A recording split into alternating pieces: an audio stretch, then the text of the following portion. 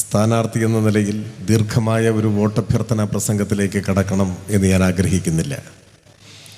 ഇതിനോടകം തന്നെ നമ്മുടെ നാട് ഈ ഉപതെരഞ്ഞെടുപ്പിൻ്റെ വിവിധ വശങ്ങളെ സംബന്ധിച്ച് ചർച്ച ചെയ്തിട്ടുള്ളതാണ്. ആ കാര്യങ്ങളെല്ലാം ആവർത്തിക്കേണ്ട സാഹചര്യവുമില്ല. ഇവിടെ ഒത്തുകൂടിയിരിക്കുന്ന എൻ്റെ പ്രിയപ്പെട്ട സഹോദരീ സഹോദരന്മാരോട്, എൻ്റെ നാട്ടുകാരോട് എനിക്കൊരൊറ്റ കാര്യം മാത്രമേ ഓർമ്മപ്പെടുത്താനുള്ളൂ. മുഖ്യമന്ത്രിയും അക്കാര്യം ഇവിടെ സൂചിപ്പിക്കുകയുണ്ടായി. നമ്മുടെ നാട് മഹത്തായ മാറ്റങ്ങളിലൂടെയാണ് കടന്നു പോകുന്നത്. ഏതെങ്കിലും ഒരു ചരിത്രകാരൻ കേരളത്തെ സംബന്ധിച്ച് പരാമർശിക്കുമ്പോൾ കേരളത്തിൻ്റെ സുവർണകാലം എന്ന് ഏതെങ്കിലും ഒരു കാലത്തെ വിശേഷിപ്പിക്കുന്നുണ്ടെങ്കിൽ അത് പോയ 9 വർഷങ്ങളായിരിക്കും എന്ന കാര്യത്തിൽ ഒരു സംശയവുമില്ല. രാഷ്ട്രീയമായി നമ്മെ എതിർക്കുന്നവർ, രാഷ്ട്രീയ കാരണങ്ങൾ കൊണ്ട് വിയോജിക്കുന്നവർ, പക്ഷേ അവർ പോലും ഈ മാറ്റങ്ങളെ സ്വീകരിക്കുന്നവരാണ് എന്ന കാര്യവും നിസ്തർക്കമാണ്. ഒരുപാട് ഉദാഹരണങ്ങളിലേക്ക് പോകേണ്ടതില്ല. ഈ 1ഉം 2ഉം പിണറായി സർക്കാരുകളുടെ കാലത്ത് കേരളത്തിൽ സാധാരണക്കാരായ ജനങ്ങൾക്കും അനുഭവവേദ്യമായ വലിയ മാറ്റങ്ങൾ, ആ മാറ്റങ്ങൾ ഓരോന്നായി നിങ്ങൾ എടുത്തു നോക്കൂ. ഇപ്പോൾ കേരളത്തിൽ പവർ കട്ടില്ല. ഒരു ചെറിയ കാര്യമല്ല. UDF ഗവൺമെൻറ്റിൻ്റെ ഒടുവിലത്തെ കാലം 1 മണിക്കൂറായിരുന്നു പവർ കട്ട്. പുറമെ അപ്രഖ്യാപിത കട്ട് എന്ന നിലയിൽ ഏതു സമയത്തും വൈദ്യുതി പോകും. പിന്നെ നീണ്ട കാത്തിരിപ്പാണ്. ഓരോ വീടുകളിലും മെഴുകുതിരിയും മണ്ണെണ്ണ വിളക്കുമായി കാത്തിരുന്ന ഒരു കാലം. എത്ര പെട്ടെന്നാണ് ആ കാലം പോയി മറഞ്ഞത്. ഇന്നതൊരു പഴയ ഓർമ്മ മാത്രമാണ്. പവർ കട്ടില്ലാത്ത കേരളം യാഥാർത്ഥ്യമാക്കി നമ്മുടെ രാജ്യത്തെ ഇതര സംസ്ഥാനങ്ങളെ നമ്മുടെ നാട് വിസ്മയിപ്പിക്കുകയാണ്. ഇവിടെ ചുങ്കത്തറയിൽ കോൺഗ്രസിൻ്റെ സുഹൃത്തുക്കൾ ധാരാളമുണ്ട്. അവരോടൊന്നും വ്യക്തിപരമായി നമുക്കൊരു വിദ്വേഷമോ വിരോധമോ ഇല്ല. എല്ലാം നമ്മുടെ സഹോദരങ്ങളാണ്. വ്യത്യസ്തമായ ഒരു രാഷ്ട്രീയ കാഴ്ചപ്പാട് അവർ ഉയർത്തിപ്പിടിക്കുന്നുവെന്നേയുള്ളൂ. ഞാനിവിടെ പറയാൻ ശ്രമിച്ചത്, കോൺഗ്രസ് ആയി എന്ന കാരണം കൊണ്ട് ഈ നാട്ടിലുണ്ടായ മാറ്റങ്ങളെ ഒന്നും അവരെതിർക്കില്ല. ആ മാറ്റങ്ങളെ അവരും സ്വീകരിക്കും, അവരും അംഗീകരിക്കും. ഉദാഹരണത്തിന്, ഈ ചുങ്കത്രയിലുള്ള ഒരു കോൺഗ്രസ് പ്രവർത്തകൻ കോൺഗ്രസ് ആയി എന്ന കാരണം കൊണ്ട് UDFൻ്റെ ഭരണകാലത്തേതുപോലെ പവർ കട്ട് തിരികെ വരണം എന്നാഗ്രഹിക്കുമോ എന്ന് ഞങ്ങൾ ചോദിക്കുകയാണ്. അങ്ങനെ ആഗ്രഹിക്കുമോ? ഇല്ല. രാഷ്ട്രീയമൊക്കെ വേറെ, ആ വിയോജിപ്പൊക്കെ ഉണ്ടാവും. പക്ഷേ ഈ കാലഘട്ടത്തിൽ കേരളത്തിലുണ്ടായ മഹത്തായ മാറ്റങ്ങൾ, ആ മാറ്റങ്ങളെ അവരും ഹൃദയത്തിൽ സ്വീകരിക്കുന്നു, അവരും അത് ഉൾക്കൊള്ളുന്നു, അംഗീകരിക്കുന്നു. അത് തുടരണം എന്നുള്ളിൻ്റെ ഉള്ളിൽ അവരാഗ്രഹിക്കുന്നു. ഒരു മലയാളിയും പവർ കട്ട് വേണം എന്നാഗ്രഹിക്കില്ല. നമ്മുടെ പള്ളിക്കൂടങ്ങളിലുണ്ടായ മാറ്റം, എല്ലാ ക്ലാസ് മുറികളും സ്മാർട്ടായി. സ്കൂൾ തുറക്കുന്നതിന് മുൻപ് പാഠപുസ്തകം കുട്ടികളുടെ കയ്യിൽ. നമ്മൾ ആരെങ്കിലും കരുതിയിരുന്നോ ഇങ്ങനെയൊരു കാലം വരുമെന്ന്? പരീക്ഷക്കാലത്ത് പോലും പാഠപുസ്തകം കിട്ടാതെ കുട്ടികൾ തെരുവിലിറങ്ങിയ ഒരു കാലമുണ്ടായിരുന്നില്ലേ? വിദ്യാഭ്യാസ രംഗം പ്രക്ഷുബ്ധമായ കാലം. പാഠപുസ്തകം അച്ചടിച്ച് വിതരണം ചെയ്യാനാവാതെ നിസ്സഹായനായ അന്നത്തെ മന്ത്രി പറഞ്ഞ ന്യായം നിങ്ങളുടെ മനസ്സിലില്ലേ? ഞാനതിപ്പോൾ ആവർത്തിക്കുന്നില്ല. ആ കേരളമാണ് സ്കൂള് തുറക്കുന്നതിന് മുൻപ് പാഠപുസ്തകം വിതരണം ചെയ്തുകൊണ്ട് ഇന്ത്യക്ക് മാതൃക കാണിച്ചത്.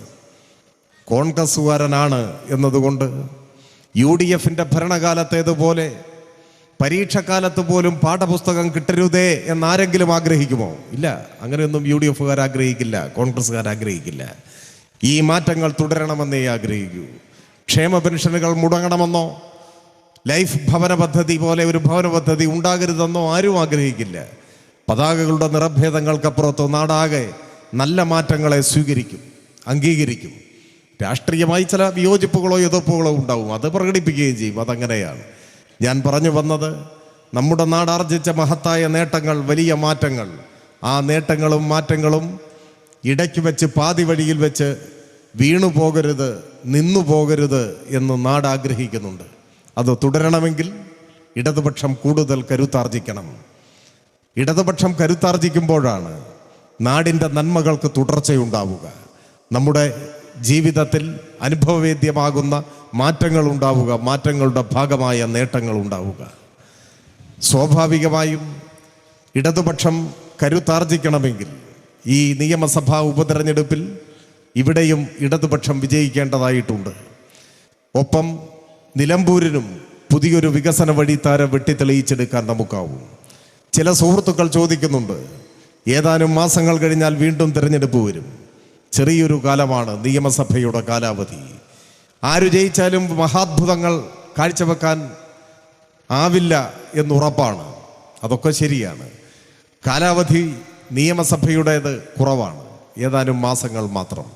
പക്ഷെ അതുകൊണ്ട് ഈ തെരഞ്ഞെടുപ്പിൻ്റെ പ്രാധാന്യം കുറയുന്നില്ല. ബൃഹത് പദ്ധതികൾ ആവിഷ്കരിക്കാനും പ്രയോഗപഥത്തിലെത്തിക്കുവാനും ഒരുപക്ഷെ സാധിച്ചേക്കില്ല എന്നെല്ലാവരും സമ്മതിക്കുമ്പോൾ തന്നെ പുതിയ ചില തുടക്കങ്ങൾ കുറിക്കാൻ നമുക്കാവും എന്ന കാര്യത്തിൽ സംശയമില്ല. നിലമ്പൂരിന് അനുയോജ്യമായ വികസന പദ്ധതികൾ ആവിഷ്കരിക്കാൻ, അത്തരം പദ്ധതികൾക്ക് അംഗീകാരം നേടുന്നതിൻ്റെ ഭാഗമായ പ്രാരംഭ നടപടികളിലും കടക്കാൻ നമുക്ക് സാധിക്കും. അതിനുള്ള സമയമുണ്ട്. അങ്ങനെ ഒരു തുടക്കം കുറിക്കാനായാൽ യാതൊരു സംശയവും വേണ്ട, ഒരു പുതിയ വികസനോന്മുഖ നിലമ്പൂരിൻ്റെ അടിത്തറയായി അത് മാറും. ആ അടിത്തറയിൽ നമുക്കൊരു പുതിയ നിലമ്പൂർ പണിതുയർത്താനാവും.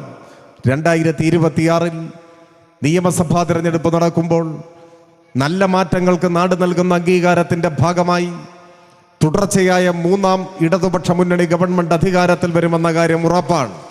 അന്ന് നിലമ്പൂരിൽ നാം ഇട്ട അടിത്തറയിന്മേൽ ആധുനിക നിലമ്പൂർ പണിതുയർത്താനും നമുക്ക് സാധിക്കുക തന്നെ ചെയ്യുമെന്ന കാര്യത്തിൽ ഒരു സംശയവും വേണ്ട. ഞാൻ കൂടുതൽ ദീർഘിപ്പിക്കുന്നില്ല. നമ്മുടെ നാട് കൂടുതൽ പുരോഗമിക്കണം. പുതിയൊരു കേരളം, കൂടുതൽ നല്ലൊരു കേരളം, അതിനെയാണ് നവകേരളം എന്ന് നാം വിളിക്കുന്നത്. വികസനോന്മുഖമായ ഒരു നിലമ്പൂർ, കൂടുതൽ നല്ലൊരു കേരളവും കൂടുതൽ മെച്ചപ്പെട്ട ഒരു നിലമ്പൂരും യാഥാർത്ഥ്യമാകാൻ ഇടതുപക്ഷ ജനാധിപത്യ മുന്നണി ഇവിടെ വിജയിക്കേണ്ടതായിട്ടുണ്ട്. എല്ലാ യോഗങ്ങളിലും നാടിനെയും ജനങ്ങളെയും ബാധിക്കുന്ന പ്രശ്നങ്ങളാണ് നാം ചർച്ച ചെയ്യുന്നത്. അതുമാത്രമാണ് ചർച്ച ചെയ്യുന്നത്.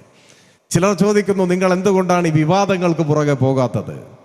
നമ്മുടെ എതിർപ്പാളയത്തിൽ കൊണ്ടുപിടിച്ച പരിശ്രമമാണ് വിവാദങ്ങൾ ഉണ്ടാക്കാൻ, വിവാദങ്ങൾ സൃഷ്ടിക്കാൻ, സമൂഹത്തിൽ ഭിന്നിപ്പുണ്ടാക്കാൻ, ധ്രുവീകരണമുണ്ടാക്കാൻ, വിദ്വേഷം വമിപ്പിക്കാൻ. ഞങ്ങളതിൻ്റെ പുറകെ ഇല്ല. ഏതു കടുത്ത പ്രകോപനത്തിൻ്റെ മുന്നിലും നാടിൻ്റെ വികസനം, ജനങ്ങളുടെ ക്ഷേമം, അതിലൂന്നി ഏറ്റവും ആരോഗ്യകരവും മാതൃകാപരവുമായ രാഷ്ട്രീയ പ്രചരണത്തിലേക്കാണ് ഞങ്ങൾ കടക്കുന്നത്. അതാണ് ഇടതുപക്ഷത്തിൻ്റെ പാത. അത് ജനങ്ങളെ ഭിന്നിപ്പിക്കാനുള്ളതല്ല. വ്യത്യസ്തമായ അഭിപ്രായങ്ങൾ ഉയർത്തിപ്പിടിക്കുമ്പോഴും ജനങ്ങളുടെ സാഹോദര്യവും ഐക്യവും ഉയർത്തിപ്പിടിച്ചുകൊണ്ട് നാടിൻ്റെ ക്ഷേമം ഉറപ്പുവരുത്തുക എന്നതാണ്. ഞാൻ കൂടുതൽ ദീർഘിപ്പിക്കുന്നില്ല. ഈ ഒത്തുകൂടിയിരിക്കുന്നതെല്ലാം സ്വന്തം നാട്ടുകാരാണ്. തൊട്ടപ്പുറത്ത് ചുങ്കത്ര മാർത്തോമ കോളേജിലാണ് ഞാൻ പഠിച്ചത് 5 കൊല്ലം. അവിടെയാണ് വിദ്യാർത്ഥി സംഘടനാ പ്രവർത്തനത്തിൻ്റെ ഗണ്യമായ ഒരു കാലയളവ് ചെലവഴിച്ചത്. അവിടെ പഠിക്കുന്ന സമയത്ത് ഈ ചുങ്കത്ര നഗരം തന്നെ കേന്ദ്രീകരിച്ചാണ് ഇവിടുത്തെ ഒരാളായാണ് വളർന്നതും. മറ്റു കാര്യങ്ങളിലേക്കൊന്നും ഞാൻ പോകുന്നില്ല. പ്രിയപ്പെട്ട സഹോദരി സഹോദരന്മാരോട് അഭ്യർത്ഥിക്കുന്നു, ഇത് കേരളത്തിൻ്റെ രാഷ്ട്രീയത്തിൽ ദിശ നിർണയിക്കപ്പെടും വിധമുള്ള ഒരു ഉപതെരഞ്ഞെടുപ്പാണ്. കേരളത്തിൻ്റെ രാഷ്ട്രീയ ശാക്തിക ബലാബലങ്ങളെ തന്നെ സ്വാധീനിക്കാൻ കഴിയുന്ന, ഇപ്പോൾ കേരളത്തിൽ അനുഭവപ്പെടുന്ന ഒരുപാട് നന്മകൾ ജനങ്ങൾക്ക് പ്രദാനം ചെയ്ത ആ മാറ്റങ്ങളെ കൂടുതൽ ശക്തമായി പ്രതിഫലിപ്പിക്കാൻ, മുൻപോട്ട് കൊണ്ടുപോകാൻ, ലോകത്തിലെ ഏതൊരു നാടിനെയും അതിശയിപ്പിക്കും വിധം വളർച്ചയുടെയും വികാസത്തിൻ്റെയും ക്ഷേമത്തിൻ്റെയും തുരുത്തായി, പോറലേൽക്കാത്ത മതനിരപേക്ഷതയുടെ കളിത്തൊട്ടിലായി ഈ കേരളത്തെ നിലനിർത്താനുള്ള ഒരു ജനതയുടെ ഇച്ഛാശക്തിയാണ് തീർച്ചയായും നിലമ്പൂരിൻ്റെ വിധി നിർണയിക്കുക. നമുക്ക് ഒരുമിച്ച് മുൻപോട്ട് പോകാനാവും. സാധാരണ തെരഞ്ഞെടുപ്പിൽ മത്സരിക്കുന്നത് സ്ഥാനാർത്ഥിയാണ്. എനിക്ക് തോന്നുന്നത് ഓരോ സ്വീകരണ കേന്ദ്രങ്ങളിലെയും ആവേശനിർഭരമായ പിന്തുണയും ഐക്യദാർഢ്യവും കാണുമ്പോൾ തോന്നുന്നത് ഈ തിരഞ്ഞെടുപ്പിൽ മത്സരിക്കുന്നത് എന്തായാലും സ്ഥാനാർത്ഥി ഒറ്റയ്ക്കല്ല. മത്സരിക്കുന്നത് നമ്മളെല്ലാവരും ഒരുമിച്ചാണ് നാടിനു വേണ്ടി.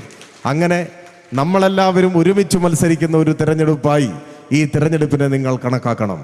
നമുക്കൊരുമിച്ച് മത്സരിക്കാം, ഈ നാടിനു വേണ്ടി പൊരുതി ഒരുമിച്ച് ജയിക്കാം എന്നാശിച്ചുകൊണ്ട് ഇവിടെ ഒത്തുകൂടിയ എല്ലാ പ്രിയപ്പെട്ട സഹോദരീ സഹോദരന്മാരെയും ഹൃദയപൂർവ്വം അഭിവാദ്യം ചെയ്തുകൊണ്ട് എൻ്റെ എളിയ വാക്കുകൾ അവസാനിപ്പിക്കുന്നു. ഒരിക്കൽ കൂടി ചുറ്റികരിവാൾ നക്ഷത്രമടയാളത്തിൽ വോട്ടുകൾ രേഖപ്പെടുത്തി ഇടതുപക്ഷത്തിന് തിളക്കമാർന്ന വിജയം സമ്മാനിക്കുന്നതിനുള്ള പ്രവർത്തനങ്ങളിൽ നേതൃത്വം കൊടുക്കാൻ, വോട്ട് ചെയ്യുക മാത്രമല്ല ആ പ്രവർത്തനങ്ങളിലെല്ലാം നേതൃത്വം കൊടുക്കാൻ നിങ്ങളെ എല്ലാവരെയും സ്നേഹപൂർവ്വം ക്ഷണിച്ചുകൊണ്ട് ഒരിക്കൽ കൂടി എല്ലാവരെയും അഭിവാദ്യം ചെയ്തുകൊണ്ട് എൻ്റെ എളിയ വാക്കുകൾ അവസാനിപ്പിക്കുന്നു. അഭിവാദനങ്ങൾ.